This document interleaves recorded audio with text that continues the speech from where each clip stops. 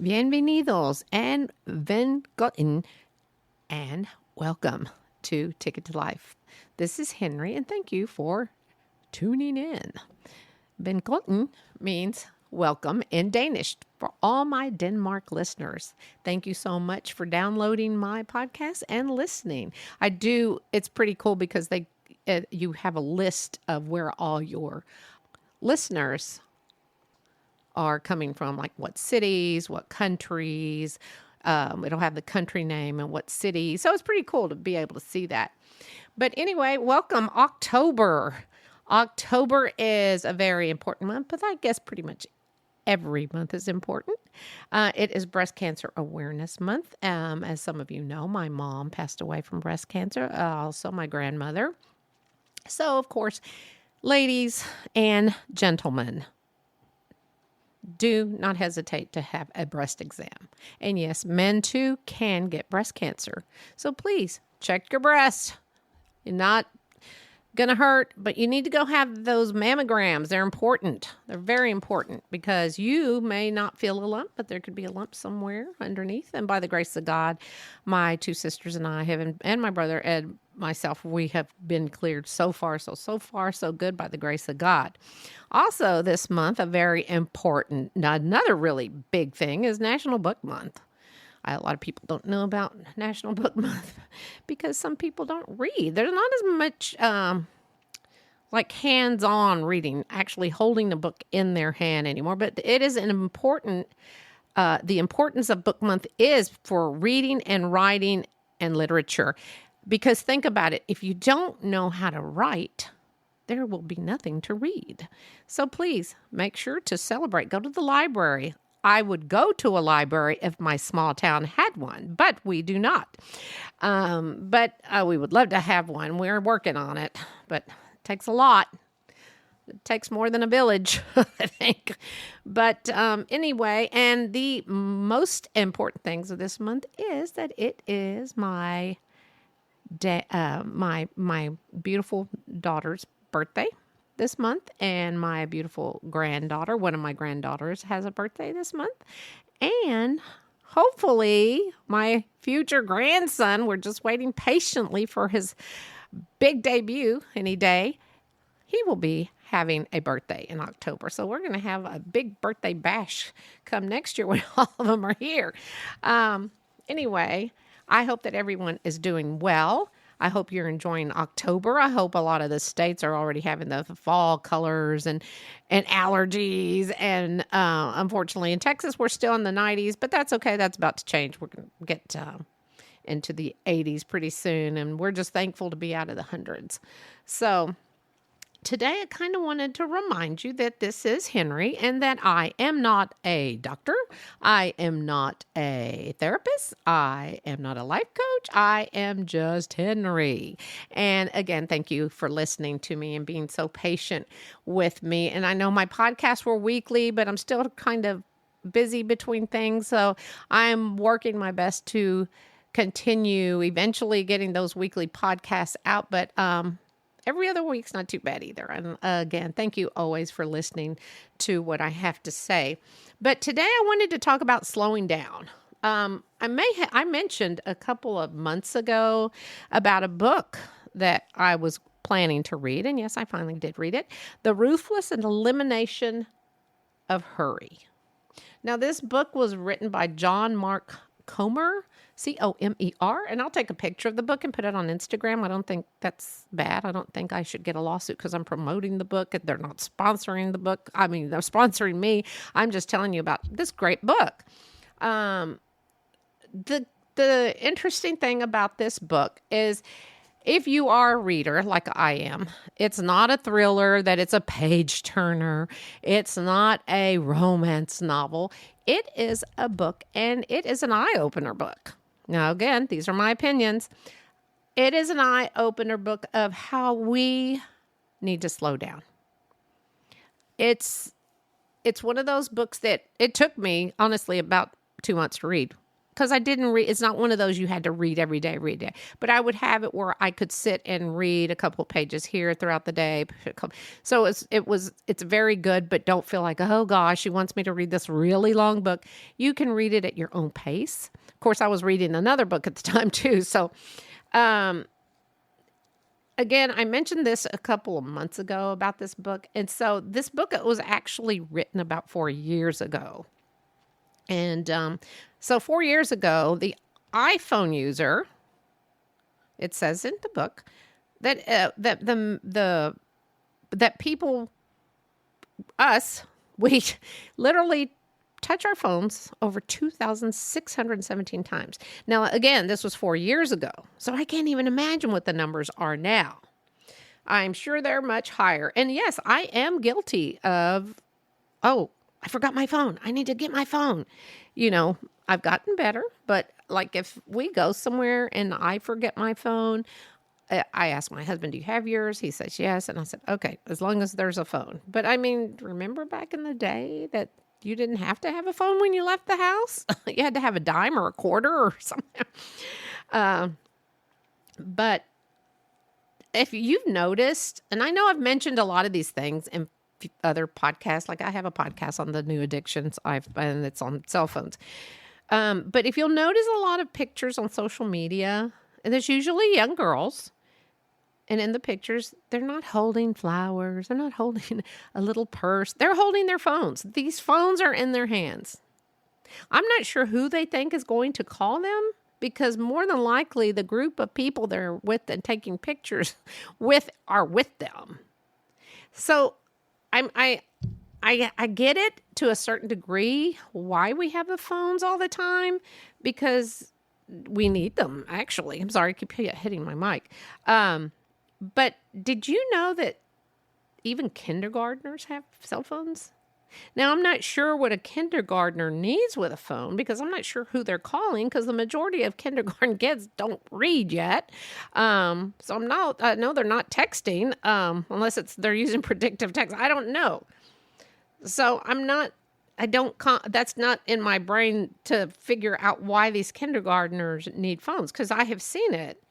My husband and I, this is really crazy. My husband and I had gone to Costco. Yes, and Costco's not sponsoring this either, but we'd gone to Costco, and it gets crazy at Costco. And for the countries that don't know what Costco is, it's like this big warehouse, and you buy in bulk. So you can buy just about anything. And you see moms and their kids are in the cart, and the kids are watching their cell phones.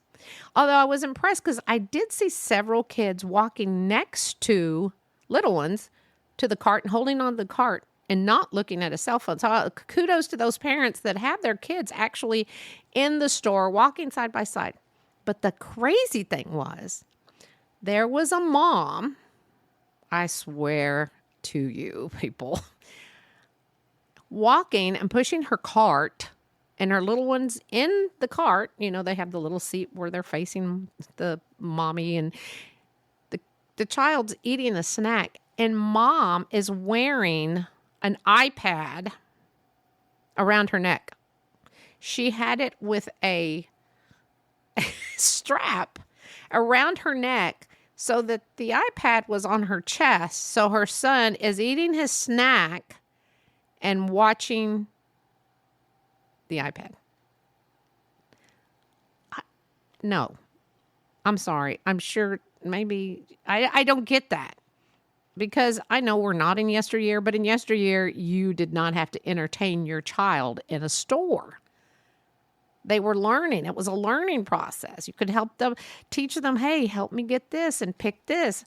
I just looked at my husband and I said, did you just see that?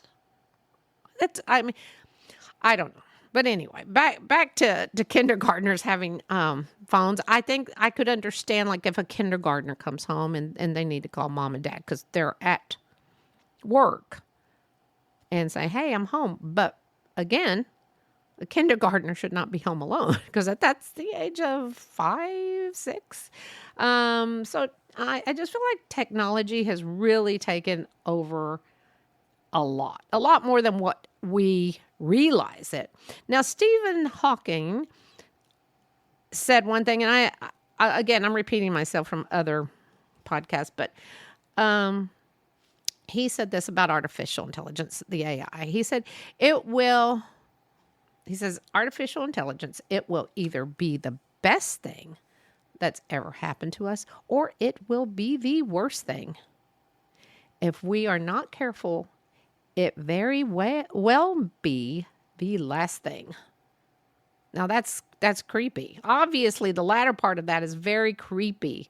If we are not careful, it very well may be the last thing. That is creepy just to think about it, because you see, we are obsessed with our stinking technology, our cell phones, and I get it to a certain degree. I really do. I realize it's like having a computer, a small computer in your hand. That's what it is. But when you ask someone, let's go here. If you ask someone, so what are you doing? How is it going? And their answer may be, oh, it's going, or I'm so busy. I just don't have time for anything. And I usually ask, well, why? Why are you so busy? Then they ramble off. I have 150 things to do before lunchtime. Again, why? Life is short. And I always say it. You don't need to feel that everything has to get done. There's tomorrow. Unless, of course, Jesus comes. And the other thing is that if you don't get it done, the world is going to continue spinning, people. My mom always used to say, because she would call and I'd be cleaning or something, and she'd go, what are you doing? And I said, oh, cleaning. She goes, Mija, slow down. That dust is going to be there tomorrow. Do a little bit here, do a little bit there. And she was right. So now we all know that there are things that must get done. We need to feed kids, feed yourself. Notice I keep going to food. That's my first thing. Food. We must take care of with food. But we need to take care of everyone's needs, your needs. You need to take care of your job. You need to take care of your family. You need to take care of your car. And you need to take care of your cell phone, because we can't live without it. I like to call them our lifelines. I'll tell my husband, I said, do you have your lifeline? Because he can't live without his iPad. And many of us now, not all of us depend on our lifelines. I mean, phones we use for everything. When was the last time you actually made a list of something like groceries or things to do? Because I make lists. I still make lists all the time for a trip, what to take. I have to say, I feel as though the art of the pen and paper and pencil and paper is a lost art. The best thing anyone, in my opinion, can do is sit down, put the phone away, and get a journal. The great thing about a journal is that you can complain about your day. You can complain about people. You can write about anything. You can complain about your hair. You can complain about the person sitting next to you at the office. But also you can write the wonderful and beautiful things that had happened to you. You can say, oh, I got up this morning and it was such a gorgeous morning. My kids did everything I asked. It was awesome. It was perfect. And honestly, it's good therapy. I have written journals just about all my life. I mean, off and on, you can make the time. That's just it. Making the time. Put the phone down. And it's good therapy. May save you a buttload of money too. So if you don't have the time, but you have to remember, you had time to get on social media. On the average, a person spends 2.5 to 3 hours a day on social media. That's 864 hours a year of scrolling through apps even. That's nuts. Now, that's 2.5 hours, 864 hours a year. That's a lot. Can you imagine you're devoting that much time on your cell phone? Ugh. So I feel like many of us can sit and we can watch stuff on YouTube. I love YouTube. I do walking videos. That's where I get all my walking videos. You can watch seasons of TV shows, the different series for hours. And yet we don't take time to say a simple prayer. Yes, I'm leading up to prayer, people. I'm sure there are some of the non-believers listening, and that's okay. And if you don't believe in God, but did you overcome that thinking because someone told you there's no such thing or person or being as God? That maybe he just doesn't exist? Well, maybe he doesn't. To some. So you wonder, well, if there's a God, why is there so much suffering in the world? Well, because that is life. We don't know our future. We don't know what our future holds or what it brings. And why do certain things happen? Why are there disease? But my answer is we make our own life choices. We can choose to be good or to be bad. So why is there war? Well, God didn't make the war, obviously. It's the people. We make our own choices. We can be able to choose to be evil or good. I choose good. Those that believe that God created the earth and believe, or those that don't believe that, I should say a lot of people don't believe God created the earth, and they believe that natural physical process formed our planet and earth was created. Well, there you go. You believe in something right there. So my take is I believe in God, the Father Almighty, and if I'm wrong, guess what? You can laugh at me and you can say, I told you so. And that would be okay because that's what you could do. But for me, believing in God helps me. It helps me find peace with my life and with myself. And I find more peace in my life as I've gotten older. So it's amazing. So I know if I can slow down, then I can enjoy my life. But I can take more time to pray. Again, prayer is therapy. It helps you relax. It helps you see things. It helps you feel things. Now remember, Jesus was homeless. He never stayed in one place for too long. But man, did he make change in a lot of lives. Could you imagine if Jesus was on his cell phone all day and listening to prayer requests? And then at the end of the day, he said, hey guys, come on. He's talking to the apostles. Hey guys, come on. Let's go to happy hour. I am done. I don't have time for these people anymore. Yikes. Oh my goodness, that would not be good for me. But maybe he did. Maybe he did get frustrated and say, I don't want to do this anymore. But I don't think he did. Who knows? The next day, he got up and guess what? He got his cell phone and started all over again just to make and help people change their lives. So we need to put the phone down and trying to do 150 things by lunchtime and literally take the time for you. You'll see a transformation of you. Spend time reading a hands-on book. A great time is to get a devotional book, a day of daily devotions. Oh, why, here she goes again. No, daily devotional books are so calming. And it will take 5 minutes, if not less, to put the phone down for 30 minutes, 1 hour, or work on it. So that you can find what you're looking for. Believing in God is great. I am pushing believe in God. My son has a shirt and it has a picture of Jesus and it says, I'll be back. And I believe that. He will be back. So I'm making time for God and you and your family. Those are the relationships and friends. It's so worth it. The Sabbath, a day of rest. Just one day. You don't have time. I forgot. Make the time. My daughter has stopped wearing her watch on the weekends to be with her family, to go to church. And why?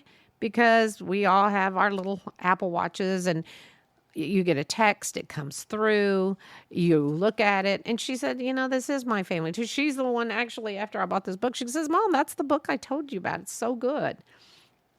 And so I'm really proud of her and where she is with her walk with Jesus. She got baptized last month when we were in Kansas. So proud of her. It's one of those emotional moments. I don't know if any of you have ever felt the Holy Spirit. You get this feeling of just peace, and you can't help but cry for no reason because it's so powerful. So anyway, I'm proud of my daughter and all she has done. And she has just taken a big change in her life. And she's only going to be 35. I wish I were as smart as she is at 35. So also, did you know that you can worship anywhere? You can worship in your backyard. Now, my faith, being Catholic, you're expected to go to church every week and be there. Although the Bible says, remember when, those of you who know the story, Jesus meets a woman from Samaria and he tells her that you can worship God anywhere. But you can worship of God is not about the venues or the sites or the structures. We can worship and find peace anywhere. But why do we go to church? Because we need to understand the word and to respect the Sabbath. And if that's going to get you to church just to relax and listen to God's word for an hour, 2 hours, I don't know how long all the different churches are, then you should do that. Does my mind wander in church? Yes, it does all the time, every single time. Will everyone believe in God? No. Will some think we are crazy for believing? Yes. And guess what? That's okay. It's okay. Because sometimes it takes a little longer for some to believe. And that's all right. Again, I'm not even a pastor to be preaching these words. I think the importance is for you to make time for God and you. It's very important. You're important. And if this can help you, then you certainly should. Now, this is my take. This isn't even, this is some about what this book is about, but this is my take.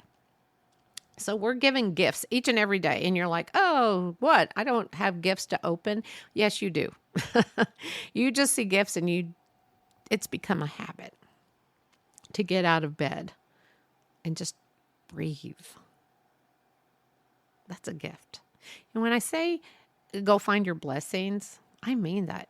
We are blessed each and every day with something special. Now, I'm sure some of you will criticize my past podcast, and now I'm talking about God, Father Almighty, and that's okay because guess what? I'm human. I have other thoughts, and I put them out there. So find your blessings. I learned 3 things that I learned watching. I actually watched the service in Kansas this past weekend of my daughter's church. And the pastor said to pray, there's only 3 simple words to use. Sorry, thanks, and please. First, sorry. Ask God to forgive you for whatever you have done, you've said, you've thought. And will that just, you're never going to do it again? No. But it makes you feel good to be able to say, I'm so sorry. Even to people you have hurt, it's important to apologize. So for prayer, say, I'm sorry. Ask God to forgive you for whatever, because that is between you and God. Number 2 is thanks. Give thanks for all you have. And you may say, I don't have a lot. You have a roof over your head, food on the table, family, friends, job, etc. Those are blessings, and those are things to be thankful for. Because if you think, there are people out there who don't have a roof over their head. They don't have food on the table. They don't have family. They don't have friends, and they don't have a job. So we have so much to be thankful for. And number 3 is to please. Please ask God to guide you. To guide you through life. We all need guidance. No matter how old we are, I still need guidance because it's important for your life. But help God help you. So please, God, help me in my life. Reach out. And you know what? If you don't believe in God, I hope this helps you kind of go look. Find some information out about God. You may like what you hear. You may like what you find, or you may not. But I can swear the majority of you will ask God to help you find him and to guide you in your life. Pray for peace. Pray for the people of Ukraine, Afghanistan, Central Africa, Republic, Ethiopia, Libya, Malay, Somalia, South Sudan, and Syria. We are so thankful to live in the U.S. And be thankful for who you are, what you have. And always, always tell those you have in your life, I love you. It's very important. So, this is Henrie. Thank you so much for listening. I hope you get a little bit of something out of this podcast. I know it's a little deep for some, but I haven't done a real deep podcast in a while. So, I hope you have a wonderful rest of your next 24 hours. And until next week, go find your blessings.